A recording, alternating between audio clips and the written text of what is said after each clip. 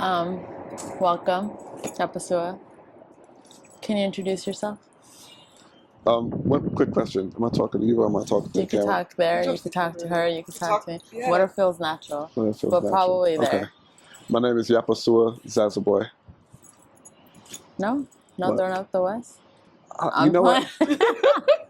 Interesting story. Like me and my brother, we grew up around a lot of folks who were affiliated in gangs, and Oh, right. especially out here, folks are from blocks and turfs and stuff like that. But we never were affiliated. Yeah. We were always cool, but we were never affiliated. So Yeah. it's almost like one of those weird things. Everybody's throwing up something in the town, Yeah. and it's like I don't really have nothing to throw up. Yeah. You know, That's cool. Well, I kind of feel left out sometimes. would you like to tell us a little bit about yourself, some initiatives you're working on, what you do? Yeah.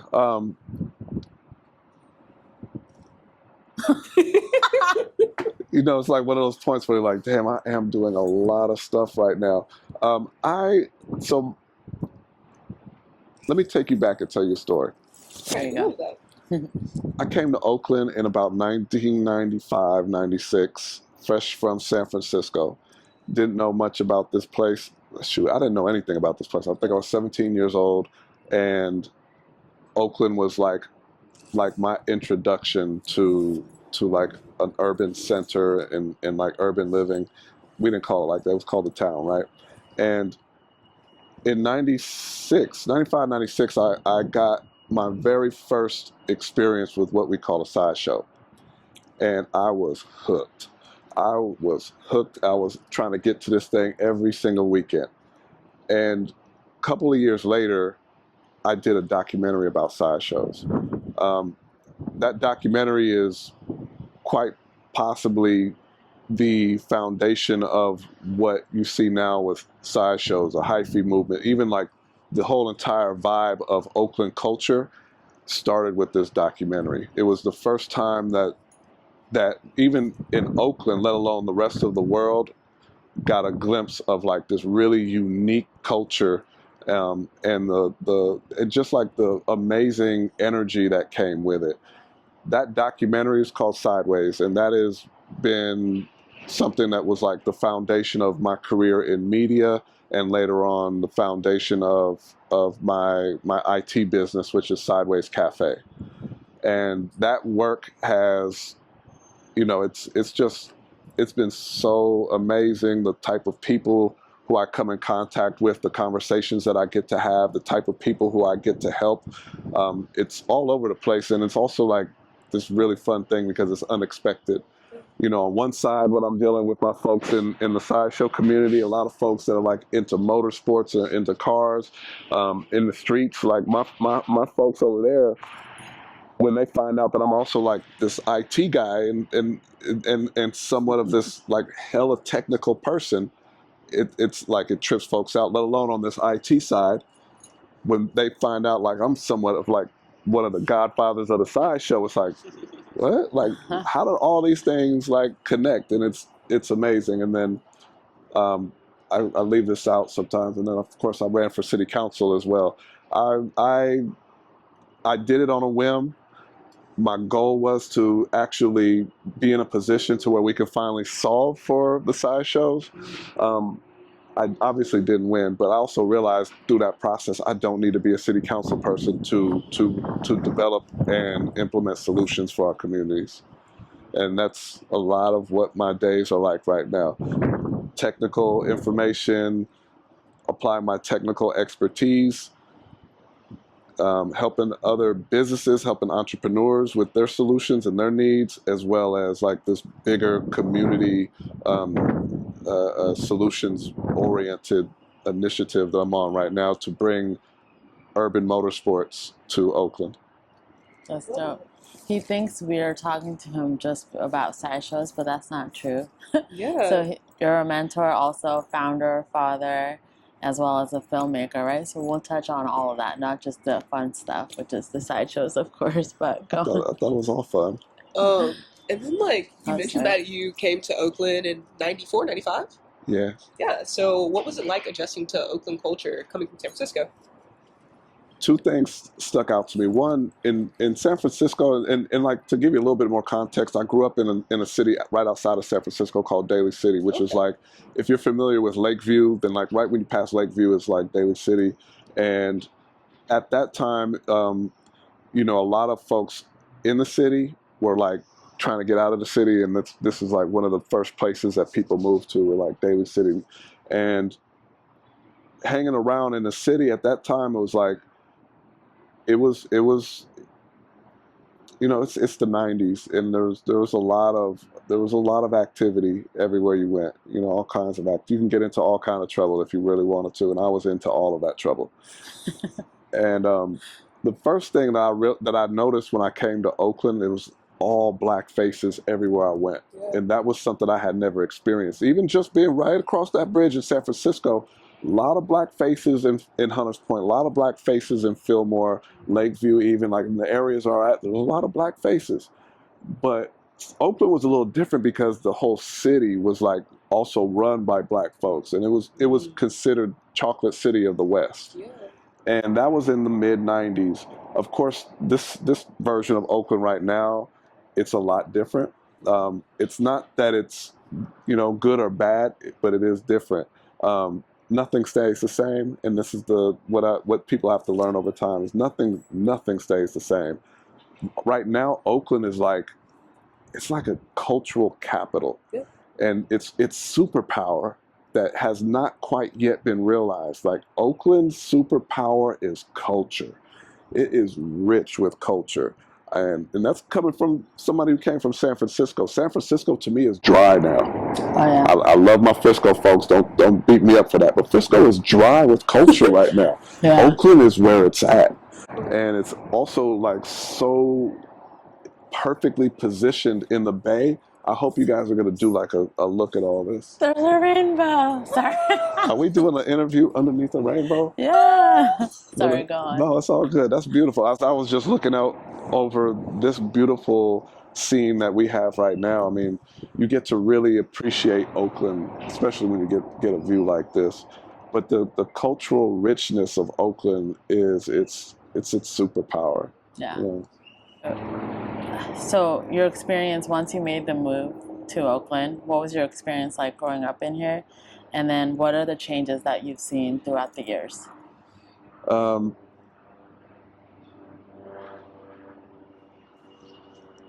So when I came to Oakland, I was still involved in a lot of stupid stuff. You know, I was going back and forth to county jail like every other weekend, it seemed like. And eventually I got hooked on media production at Laney College. So, you know, it was like one of those things where a lot of my partners, no matter what we were doing, like we were always dibbling and dabbling in like community college. It was there. And this one particular time, I think I had already started kind of like experimenting with, you know, I thought I was going to be like a beat maker. So I had like little beat machines and keyboards hooked up. Back then, folks were still using what they called don't give me the line about what it was called, but they were like drum machines to sequence the music that you heard in a lot of the music that was being produced. I was a young dude that figured out how to connect those instruments to the computer. Yeah. And that was also like the start of, I guess, my IT career, right? Like, if you really look at it. But I had access to a computer, I had access to this equipment, and so I saw a class at Laney. It was like production. I didn't know what broadcast production. I just figured production, they must be talking about music studios. So I signed up. It was broadcast production, as in like television production. I was still hooked. I was right there. I was in it. I was engaged. It was the technical stuff of it. I was there every single class, 5 p.m. to 10 p.m., like 2-3 times a week. I was hooked. And then, of course, in the middle of my first semester, I got arrested again. I was in county jail for about 3 months. And when I got out, I went to my instructors over there, O.G. Blackston and Wendell Cooper. And they told me straight up, if you finish this final project, we'll pass you. So I went and finished my first 5-minute project. It was about a Fort Point in San Francisco. Came back, edited it, and Sideways was launched the very next semester. Just answering all the questions we have. Oh, it's great. Wait, so what came first? Your love for sideshows or your love for like filmmaking and stuff like that? I think they all kind of, I think my love for them both, it was just like a passion. I was looking for, this was like my life. And Yeah. I found ways to interface with what was going on around me in a very unique way. I was like, I was the first person to come out to the sideshow with a big ass camera and start recording something that most people were afraid of. Some people were like demonizing it. Yeah. And here I came with a camera and started asking people their side of it. You know, it was like the reason why I even pulled the camera up in the first place is because the way the news used to tell this narrative about sideshows. Yeah. And here I am, like these were my family out there. These are my friends. These are the people who I was hanging with every weekend. And the way that y'all talking about us, like it's not true. Yeah. So it's not like we could call the news and say, hey, how come you guys never talk to us? Yeah. Yeah. So my solution was, oh, wait a minute. I have access to this camera and I have access to this community. Beautiful. Why don't we tell the damn story ourselves? Yeah. And, it was really a passion project, but the success of it was, it was humbling. Yeah. It was like humbling. I never set out to sell a single one, but people were like, I want a copy. I want a copy. I want a copy. It was like, I couldn't keep up with it. Yeah. And, I won a Black Filmmakers Hall of Fame award for the production. They had a big ceremony. I was so young. I didn't know what none of this stuff was. Yeah. I think I told you one time I won like first place in mathematics in like the 7th or 8th grade. Yeah, you didn't find out. I didn't even know what the hell this award was until like later on. I was like, really? I won this shit? So that was like, these things like kind of like connected at the right place at the right time with the right person. And I'm just like, I'm really humbled that I was able to really be a part of what I think is at this point in time is the biggest street event in America. Yeah. So how long ago was that when you started filming the sideshows? My very first tape that I recorded at a sideshow was in 1999. 1999. Okay, so here we are almost, 24 years later from that, and there's still this like negative like PR around like what sideshows are and stuff like that. So can you shed some light on being, boots on the ground of like what it really is? Because I remember we talked about it before and like how like Tokyo Drift, that's something like people look forward to and it doesn't have that same type of connotation. So like in Oakland, like would you say like this is kind of like the birthplace and like kind of like really where the culture is, but it's not looked at it as the same way somebody would like, look at like Tokyo Drift and things like that? Yeah. I mean, it's documented at this point, the documentary, the first 5-minute documentary came out around end of 99, beginning of 2000. And sideshows were created in East Oakland, California. Yeah. And the reasoning behind it, people have different narratives, but at the end of the day, you have a want to be, it was this social thing, but it was also around cars and it was also predominantly in the middle of the night. Yeah. In spaces that where nothing else was happening. And if you really look at it, it was almost like a really creative way to use an empty space. Yeah. Nobody else is using that intersection or this parking lot in the middle of the night. It's just sitting there. And this was the solution to access to like motorsports type of activities in an area where there is none. Yeah. There is no kind of motorsport outlets in Oakland, California. The closest thing you have is Sonoma Raceway, and that's like, it's reachable, but it ain't close at all. Yeah. And at that time, here's also a time where there was a big political change in Oakland as well, and like out of nowhere, all the sideshows became like public enemy number one. Yeah. And instead of looking at this as like, hey, these are the young people of Oakland, and let's listen to them. Like, this is what they're doing. This is what they like to do. It was looked at and demonized, and all of a sudden it was the scapegoat for everything. And it's been the scapegoat for a lot of stuff in Oakland for the last 25 years. But one thing that we know for sure is that the current solutions that have been applied to sideshows are not working. Yeah. And those are still the same solutions that people are proposing to do again. Yeah. This is where we come in now, is, this is not the same 21-year-old from 1999. Right. 21, like 18, 19, 20, 21. I think 21, something like that. This is not the same 21-year-old. Yeah. This is now 25 years of experience later. Yeah. And we had to, you live, you learn, but I had to go through all these different experiences to really understand, like, okay, now I understand how we can develop a solution that creates not only value for the community, but also creates a solution for sideshow participants and sideshow spectators. Yeah. That's what we're doing right now. Can you talk about a little bit what that looks like? Yeah. The first for you to understand, like, what the solution is about, you have to understand, like, what the real problem of the sideshow is. The real problem is access to motorsports in urban communities. Yeah. That is exactly what it is. When you redefine what it is, then you can understand, like, how to solve the problem better. If we continue to talk about sideshows as, like, the emotional, the traumatic impact that it's had on communities, then our response is a similar trauma impact. We want revenge. We want justice. We want to hurt somebody the same way that we feel like we've been hurt. Yeah. Hence the solutions of, we need to bring police out there. We need to do this and that and the other.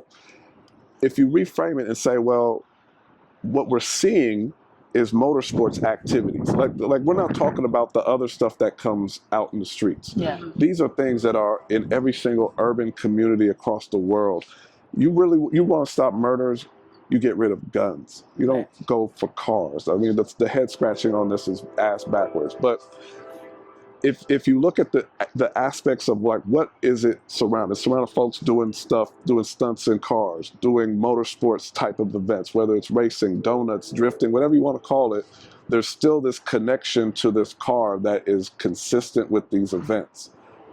So if you look around and say, well, what are the outlets that they can go to participate, to do these activities that for 25 years of recorded history, let alone 40 years of actual history, where do they go to do this type of stuff?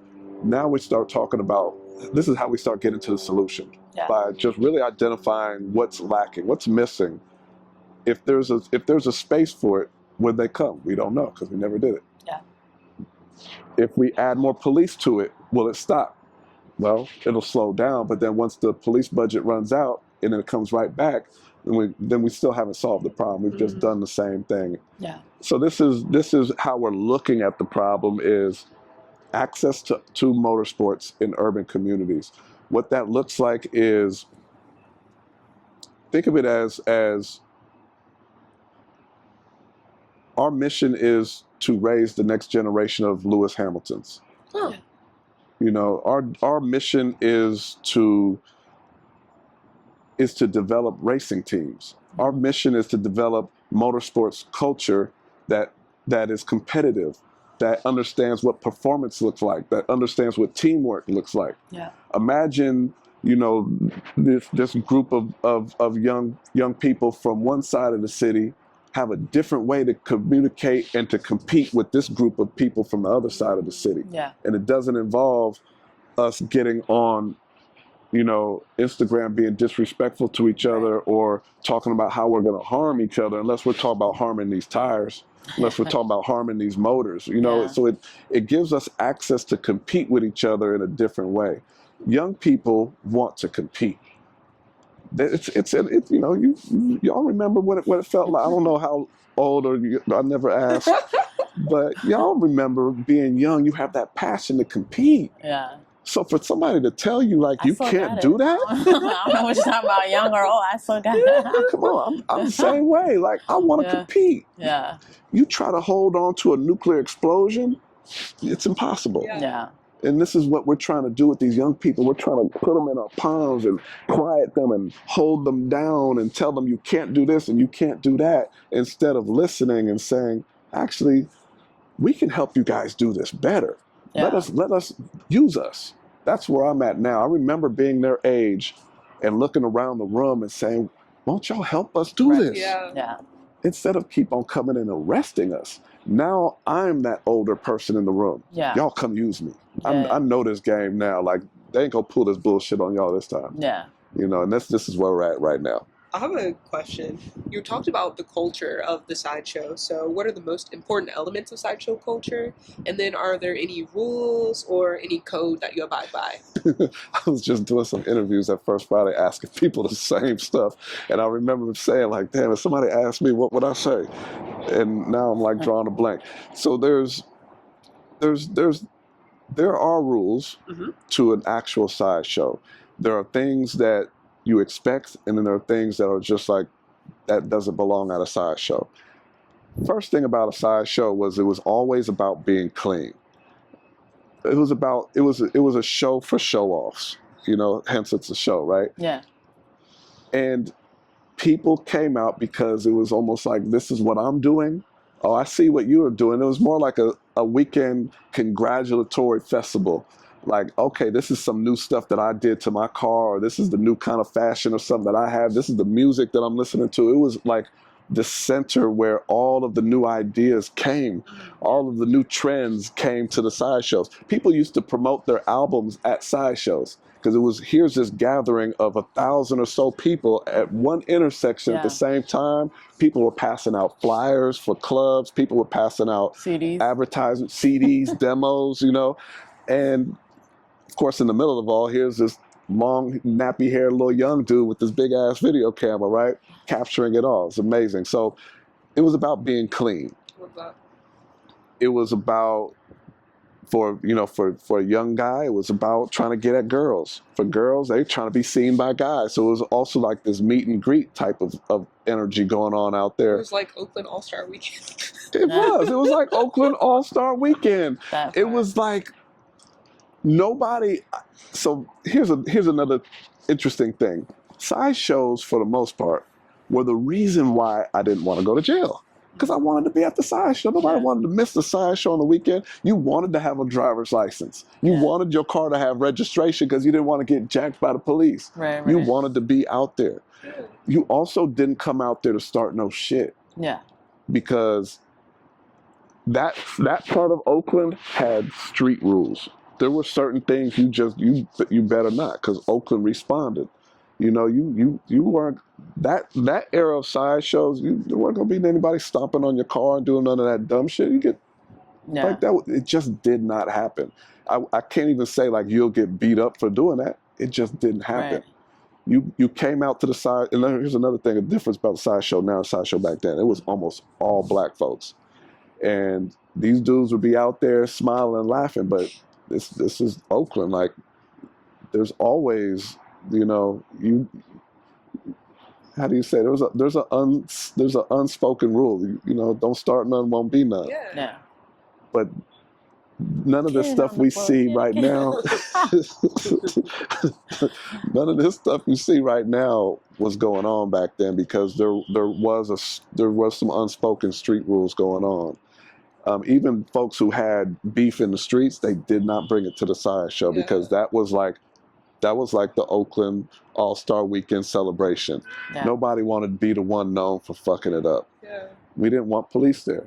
Right. You know, there's also this weird narrative that goes around of, I don't know who, maybe somebody did this stupid ass interview once upon a time and said, they like running from the police. No, we don't. Yeah. We don't. We just want to hang out, have some fun, chill, see our homies, bump some music, you know? There was nobody ever wanted to run from the police. We didn't even want the police there. Yeah. So that's why nobody wanted to bring, nobody wanted to bring the heat, essentially. Right. So I forgot what your question. The rules. So got to be clean.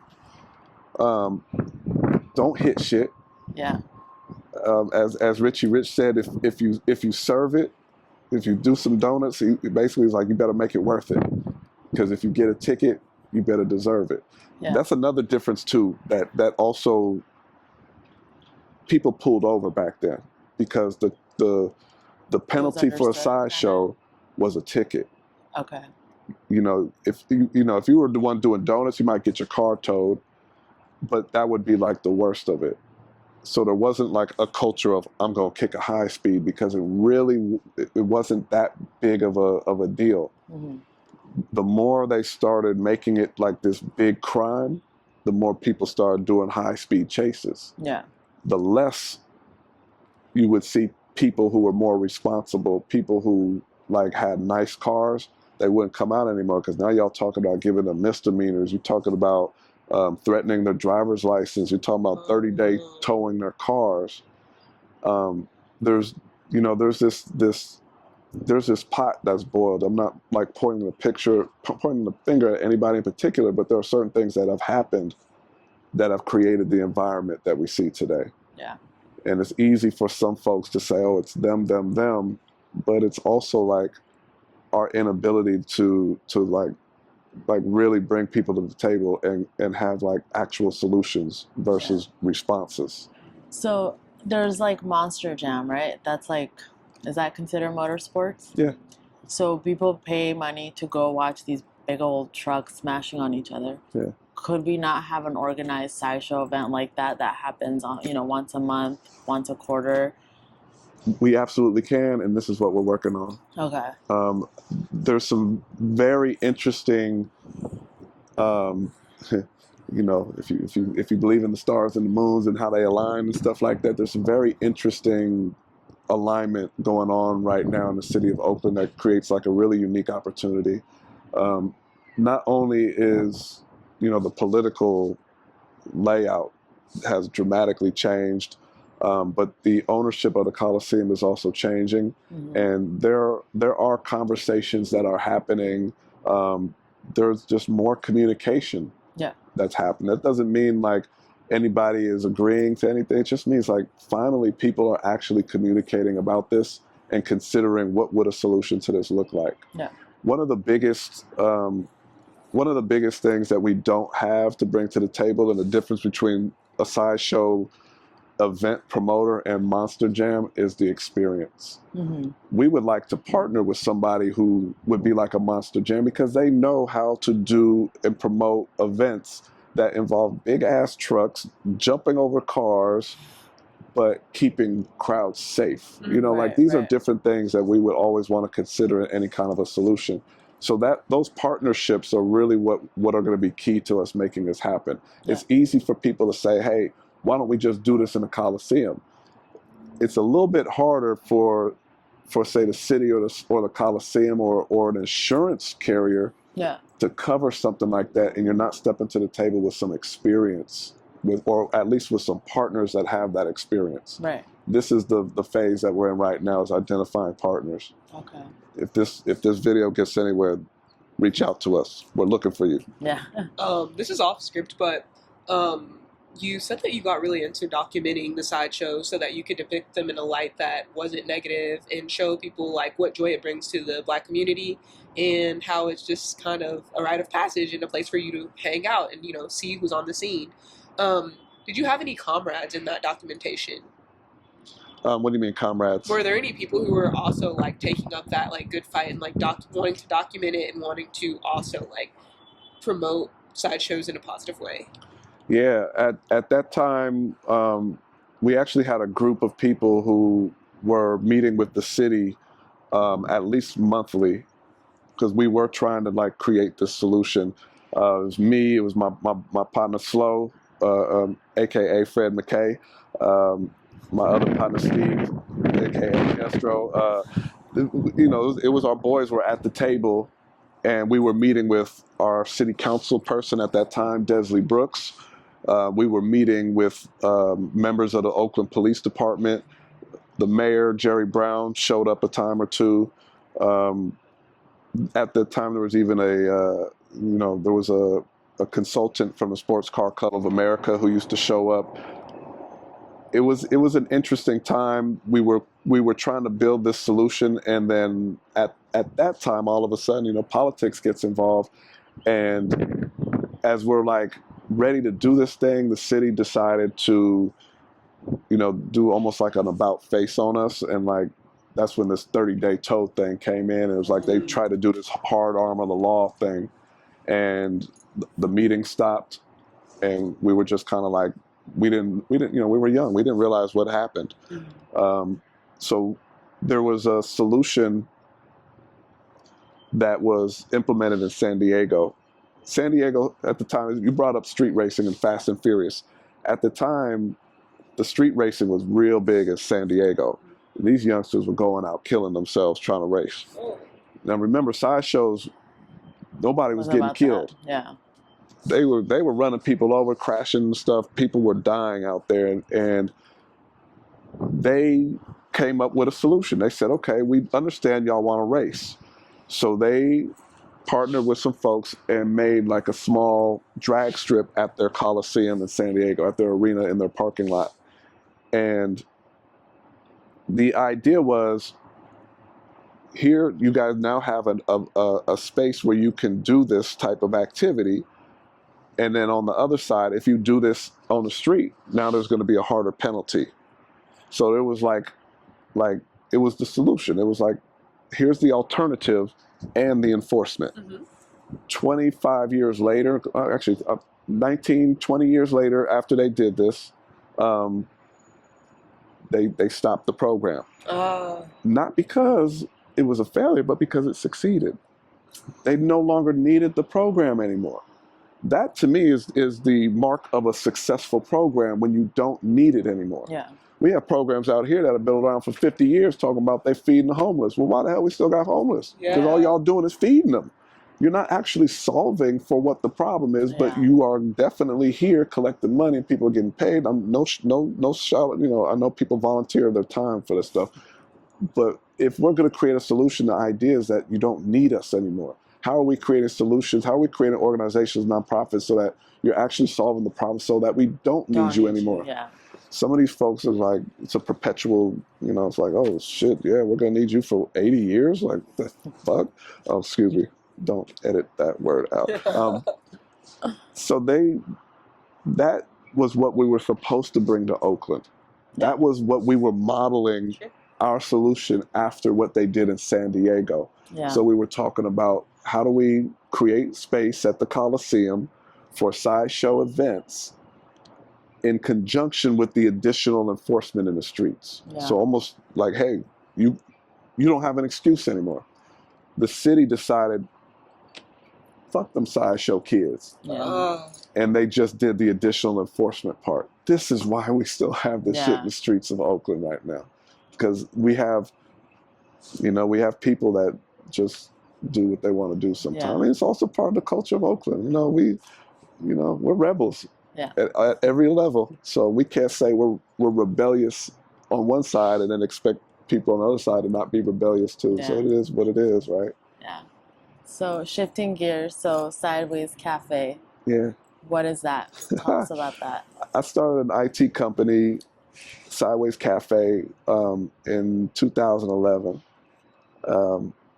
While I was doing media production, I became very well known for helping other editors, you know, fix their computers.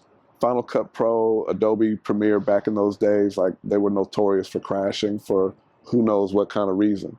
I was that guy that figured out how to troubleshoot the system and get you back up and running. Yeah. That turned into like, oh, people are paying me to do this? And the demand was like so high, I was like, how about I just start a computer repair shop? I started Sideways Cafe. It was supposed to be like an IT support center and a cafe, almost like a computer, a cyber cafe. I see. You know, that was the vision at the time, and then it just like turned into like a lot of computer repair. But the biggest value of it wasn't even the computers. It was like, I was situated right on the corner of Seminary and MacArthur in East Oakland, and the amount of community that came out and supported me, supported my family, supported my work, the amount of like communication that came through my shop was just like absolutely amazing. I mean, I remember there were so many days where I wasn't paying bills on time or none of that stuff, and I had customers that would come in, check on me, and they would bring us food and stuff like that. But I thought I was fixing computers, but really I was just like this hub of like where neighbors and community, young and old, all came in, and you know, we would talk. We would talk about things, and I learned so much more about our community. You know, I learned how to appreciate community so much more than any other like work that I've done in my life. Yeah. Very, very rewarding. To this day, like I want to open that shop back up. I shut it down in the pandemic. We went all remote, and you know, then we started doing more of like an IT consultancy type of thing. I miss that shop. Yeah. It also, like, you know, hopefully, I don't know if we'll have time to go into all this. This will be a lot of editing for y'all. There, in the beginning of the pandemic, there was something that I was already well aware of, and that's that the system out here was not prepared for something like this. Yeah. I had been like throwing up flares and fireworks and pointing this out since I started my business, is that our community is not accessing technology the way that we could be. We're right across, we are part of Silicon Valley out here. Yeah. But we are like way behind when it comes to like getting our young people access to the information they need to be able to compete in Silicon Valley. Yeah. We think that because it's right here that we have access to it, and it's bullshit. I made it a point to hire high school kids because I wanted to train them and give them all this information that I had. And it hurt my heart every single time because our kids were not prepared with the literacy, comprehension, and mathematics that are involved to be successful in technology. When the pandemic hit, it was also like a good thing, because now it's like, now y'all see what the hell we're talking about. Yeah. We're actually beating down on our children by trying to force feed coding down their throats, because we're not really identifying that they're not there. Yeah. Imagine a kid who's like being told that all the riches, all the fame, all the opportunities are right here in coding, and they're looking at it and they're like, I have absolutely no idea how to read the I know the words that are on the page, but I don't have the comprehension that's helping me understand how this all makes sense. Yeah. I'm checking out. Now I feel like I'm less than what's happening. We're not identifying that from a young age, our math, our literacy, our comprehension skills are not being taken serious out here. Yeah. You know, and we're really like, we're really harming our kids by not making that like Oakland's priority #1 right now. All the homelessness, all the, you know, folks who don't have jobs, all the unhoused stuff, all of this stuff are like outcomes of what starts early on. Yeah. My mother had us reading way before kindergarten, you know, math way before kindergarten, you know, and these are like things that those are the things that like really hurt when I was trying to hire kids from like Skyline High School, Oakland High School, and stuff like that.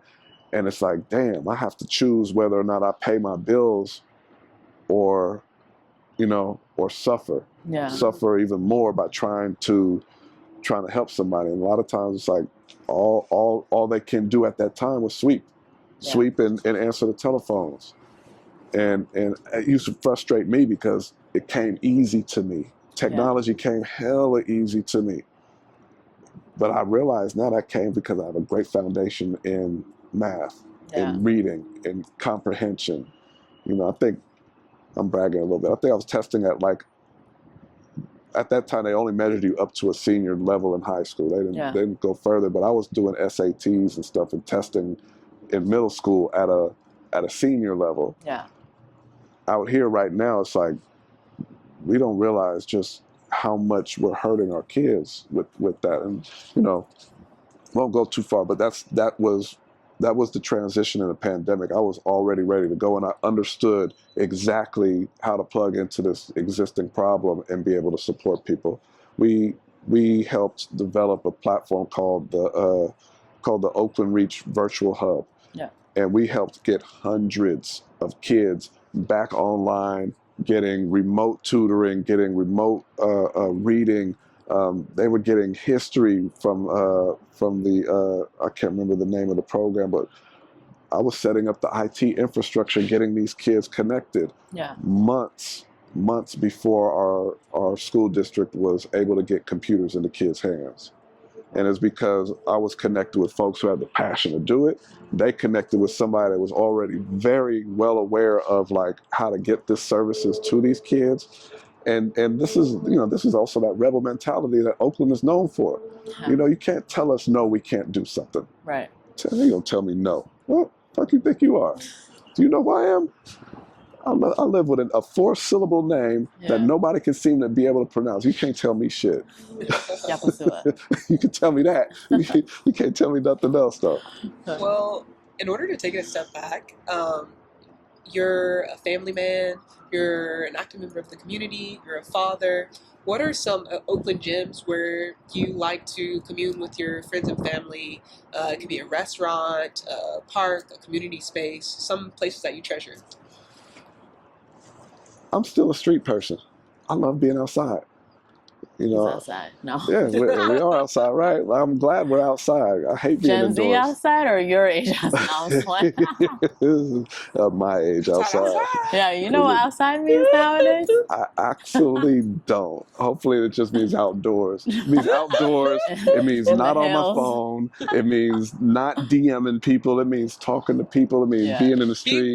Being present. You know, AKA fucking with people. That's what I do. Yeah. I go outside. I like talking to people. I like having conversations with people. I just like being outside. You know, that's my place. I know people who love going to restaurants and that's their thing, and whining and dining. I like being outside, and not necessarily around big groups of people at events, but just being outside. I'm comfortable in the streets. Yeah. Oh, is there anything that you would change about Oakland? Hell yeah. Yeah. Where do we start?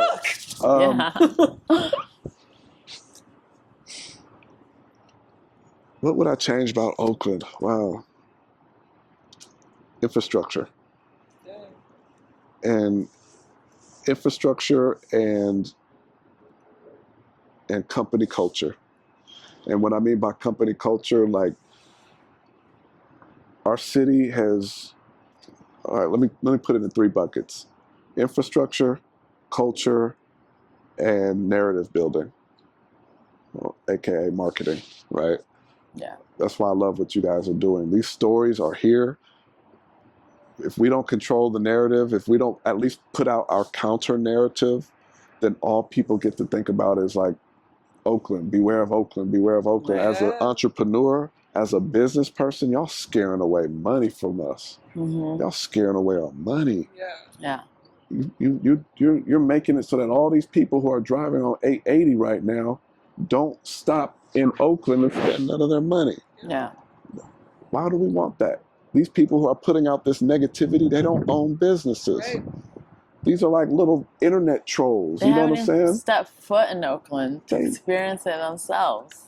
Look, there are people in Modesto going, Oakland's dangerous. Like, yeah, in Modesto, no offense, Modesto is the meth capital of the Modesto.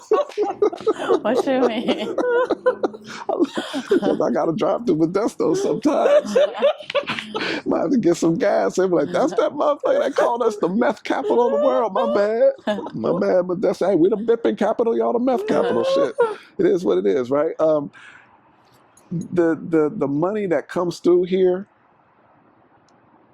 we need to basically like understand there's millions of dollars that pass through here every single day that don't get off the freeway because of the narratives that come out. Yeah. These people who are putting out these narratives, true or not, they don't even show their own faces, which is some of the most cowardly shit I've ever seen. Yeah. By the way, another difference between my generation of sideshow and this generation, we didn't wear masks. We didn't hide. We were proud of who we are. Yeah. We didn't run from who we are. This generation of internet trolls that talk all this shit, like nobody's trying to say that some of this stuff don't happen. But the way that y'all talk about the city, you're not talking about solutions. You're just putting out this constant barrage of negative publicity. That actually does affect shit. It's like, can you imagine, you know, Kamala Harris running for president and every single one of the interactions that you saw online was like something negative? Right. Eventually you'll be like, yeah, maybe I don't need to vote for Kamala, you know? Or even vice versa for Trump. If everything we hear about Trump is like the negative, will you ever actually like read through any of the documentation? I'm not saying you should or shouldn't. I'm just saying like it's good to have both sides of the narrative if you're going to do responsible reporting. Right now we're in a time where it's so easy for somebody to just beat somebody down online, never show your face, and never even be accountable for like what you're saying. We got these folks that aren't from out here that do these, I call them crime porn web pages. Ooh. And they essentially will drive through the worst parts of a city and paint this picture that that's what it is. Fuck you. You're talking about my city. You're talking about where my kids are at. You're talking about the place where my business is at. You ain't gonna come over here and shit on my place and then hide yourself.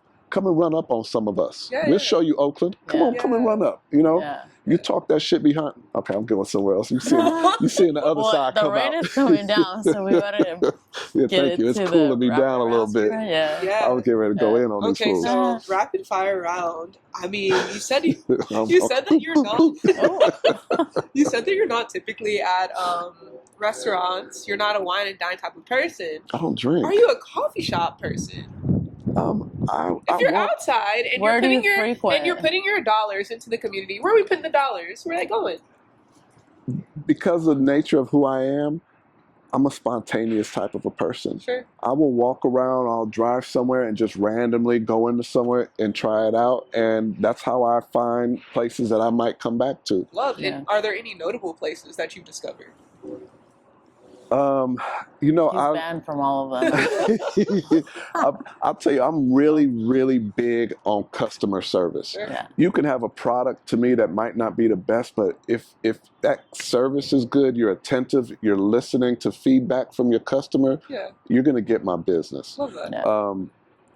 There's a place around the corner I walk to pretty often. I think it's called Awaken Cafe. Yeah, yes. Awaken. Great service in there. I love what they serve too. The little breakfast bagels that I get and a lavender latte from time to time with my little oat milk. It's a nice little walk from over here, but the service, the ambiance when you walk in, they're very attentive. There's a place around the corner I went to just this morning. What's this little place over here? Icello? Oh, I love Icello. Is that how you say it? I think so. Icello. Oh my goodness, their service over there is amazing. Really tasty, nice buttery breakfast sandwich I get from there. I don't know the young lady's name who I always see every morning, but the service over there is amazing. Yeah. They're very attentive, very professional. You know, those are the type of businesses that you see, they're still there. Right. They're not shut down. Haven't gone anywhere. Business cycles go up and down. It's going to get tough. For any business that think it's never going to get tough, you were never here to. You weren't going to last anyway. Yeah. Some of these businesses are crying and complaining. Oh, it's rough. We had to shut down. You weren't doing good anyway. You didn't shut down because of all this shit. You shut down because your business is weak. Absolutely. Another business, Chicken and Waffles. If you guys have ever been to Chicken and Waffles. They have a new location, I think, on Fourth? Third or fourth, something like that. In Jack London. Yeah, service and the food is tasty. Oh, okay, now we're cooking. I'm gonna have to go into my phone for it. I went for brunch over there on Sunday. Where is it? I think on 21st, off of Broadway. Parche? The Colombian joint? Wasn't a Colombian joint, but I had some of the best chicken and waffles I've had. Sweet something. They had like this peach cobbler butter on It's- the waffle. If the Crown's right here, it's like a block over. Sweet. It's a different. Oh, It's like a cafe. I know what It's you're like a talking little about. restaurant. It's like I know exactly but there's what- but they don't different have, like, a chefs in name. there. The restaurant itself has a name, Sweet sauce. Yeah. but there's different chefs or Okay. different restaurants that operate on different days. So this particular Oh. place only operates out of there on Sundays, Oh, lovely. but it's something Yeah. different, I think, on different days of the week. Oh. We'll find it and link it. We'll put it, yeah. I'll get you the information. I found it through somebody on Instagram. Took some pictures. I was like, I Do they gotta do try like that. soul food brunch? Yes, Okay, Josh posted that in our chat. the I soul don't know what it's food called, brunch. That's The what it boozy was. brunch joint? Nah, it's like Okay. it's like We'll a soul find food it. brunch. Yeah. Oh yeah, Last one. I'll be back over there. And then Last one. last one. Okay, two more. Two more. He said, I don't be going nowhere, actually. When I'm ready for like to sit down and like really eat something that I just can't stop eating. I don't know what type of crack this dude sprinkles on that food, but Chef Smelly's, Okay. Oh, yeah. and even across the street from there at Moi, Yeah. Okay. their Brussels sprouts and wings are fire. And I'll leave y'all with that one right there. And then the very last question to wrap it all Our up: favorite. what 3 words would you use to describe Oakland? What 3 words would I use to describe Oakland? Beautiful, amazing, Gorgeous. beautiful, amazing, and the town. The town. Love it. Yeah, Love it. Well, we really appreciate your time today. yeah, no problem. Thank you for Thank chopping you. it up with us and telling us why you love Oakland. We can hear the passion that you have for the projects that you're working on, and we really appreciate it. Right on. Where can we find you?